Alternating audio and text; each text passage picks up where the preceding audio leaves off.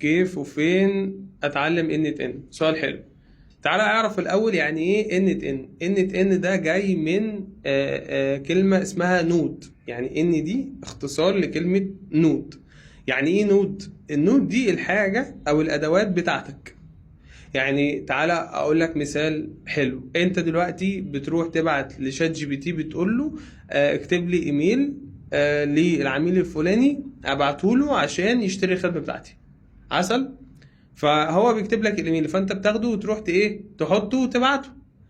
تبعته دي بقى ايه النود. هي دي بقى ايه النود، ان الذكاء الاصطناعي يبقى دي اكسس على الاداة بتاعتك. تمام، بحيث ان هو يعمل لك كل الفانكشنز بتاعتها. يعني انا دلوقتي عايز اكتب ايميل وابعته، تمام، من غير ما يكون ليا دخل.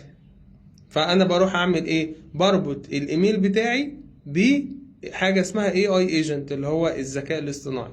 ماشي. طب انا دلوقتي مش عايز الايميل بقى، انا عايز اربطه بقى بجوجل شيت، يبقى ليه اكسس على الداتا بتاعتي.